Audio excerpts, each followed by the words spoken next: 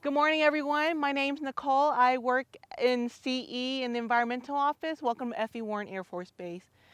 This morning, I'll be briefing some general environmental requirements here we have at F.E. Warren. All right, so these are the different program areas that we cover here in environmental. I won't read all of them to you, but some of the general areas we cover: water quality, cultural resources, and as such. All right, so in the environmental office, we operate under EMS, or the Environmental Management System umbrella framework. So within that framework, we have three priorities. The first priority is to remain in compliance with local, state, federal laws and regulations, all AFIs, DODIs, and as such. Second priority is to reduce risk to the mission. And our third priority is to continually improve our processes to meet the first two priorities. And so some of the biggest concerns that we have here on base: water quality, oil spills, we have a lot of petroleum, oil, and lubricant products, and a lot of restoring of our historic properties and facilities. So in line with the EMS umbrella framework, we are required to have an environmental commitment statement. In this statement, it requires us to reduce our pollution, to be energy efficient, and to be able to communicate all this information from a top-down, bottom-up level. Now, this is signed by Wing Commander Colonel Benetti. So this is an expectation not just for us at the environmental office, but all across base, military personnel, DoD civilians, and contractors. If anyone is interested in getting a hard copy of this environmental commitment statement, please reach out to us. It's also available on the FB Warren website. All right, since you are already on base, you've probably seen a lot of our brick buildings that we have here. We are the oldest base in the Air Force portfolio, so we have a large concentration of historic facilities. As beautiful as they are, we do our best to retain it.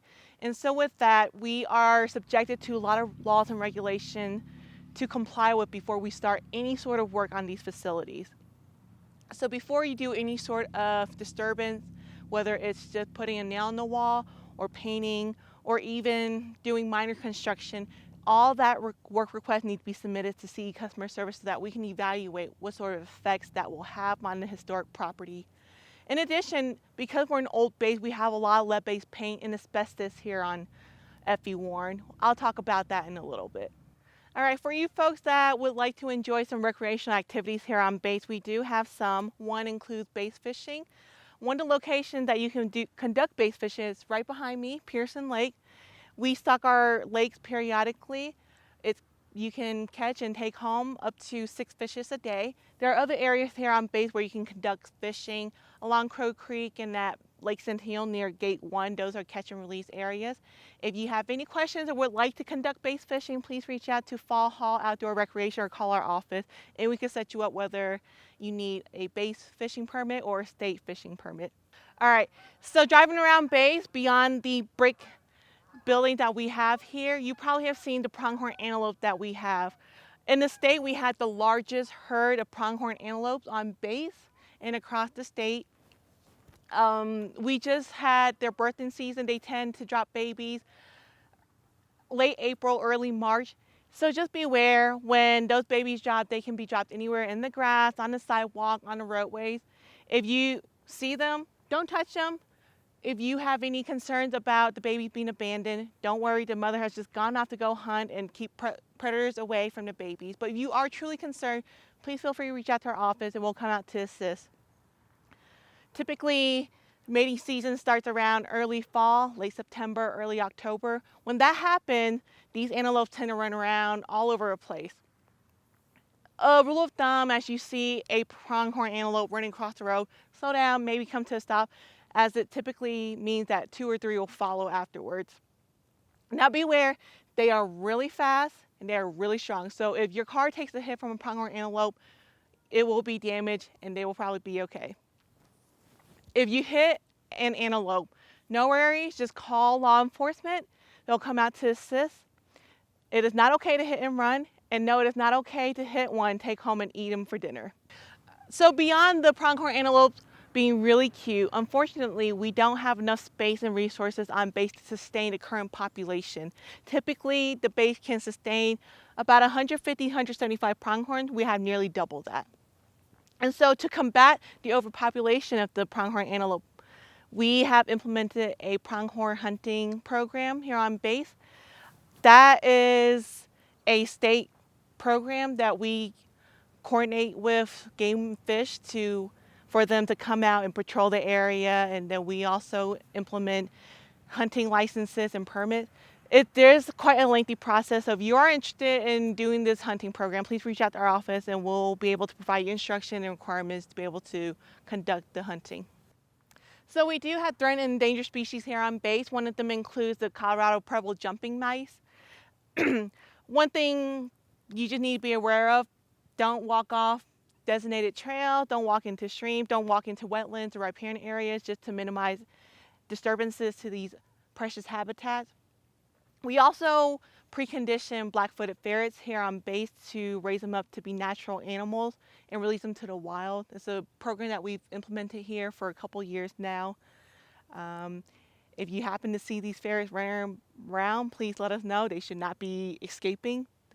So if you are someone that works in a shop that has hazardous materials, or someone who are purchasing hazardous materials for your shop or work centers, please know there's a process for that. All you need to know is before you purchase and have it bring on to FE Warren property, you need to get trained up. And that training includes how to purchase it, how to track it, and where to store these hazardous materials. If you need that training requirement, please reach out to our office and we can get you trained up on hazardous materials. All right, so you work at a shop that has hazardous material. More than likely, you generate hazardous waste. There's also a process for that. That includes knowing where to properly dispose of your hazardous waste, where to accumulate it, where your spill locations are, where your compliance points are. And again, you need to be trained up if you are the person responsible overseeing hazardous waste for your facility. Reach out to our office and we'll get you trained up on it. All right, we here at FE Warren, we run a very robust recycling program. I'm sure many of you just moved here, so you have plenty of cardboard boxes to dispose of. If you need to dispose of your cardboard boxes, feel free to load up into your car and drop it off at our recycling center down the south side. It's self-drop-off. Pretty much you just pull in, throw it in a hopper, and the machine will just do its thing. We also take in scrap metal, magazines, aluminum cans. If you are interested in disposing of your household used oil or other household hazardous materials that needs to be go off base, reach out to the City of Cheyenne. They can help you with that. Okay, here at FE Warren, we maintain an air permit. It's pretty robust since Wyoming has really great air quality. But if you do see very weird emissions, black smoke coming around base, please reach out to our office. As I mentioned earlier before, FE Warren is an old base, so we have a lot of lead-based paint and asbestos.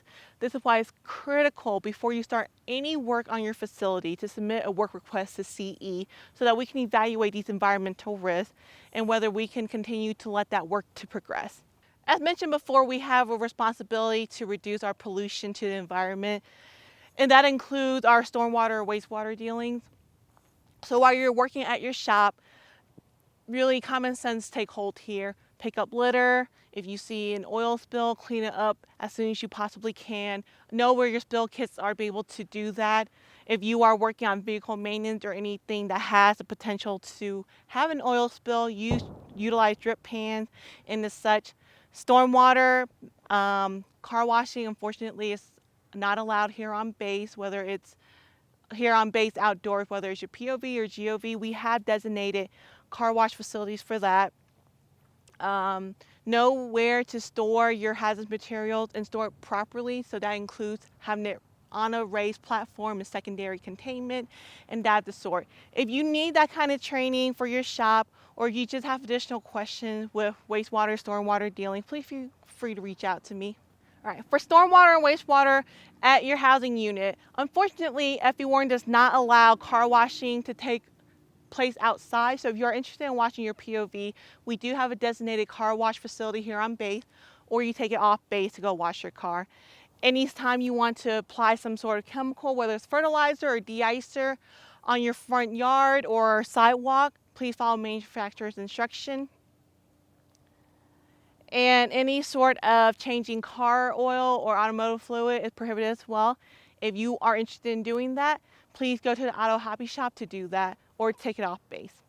All right, so you have any questions at all regarding anything environmental, please feel free to reach out to us. Here's our list of contact information, If you have any questions at all, we're here to support you. If you need any sort of training for your shop, please feel free to reach out to us. Again, welcome Effie Warren, and happy Earth.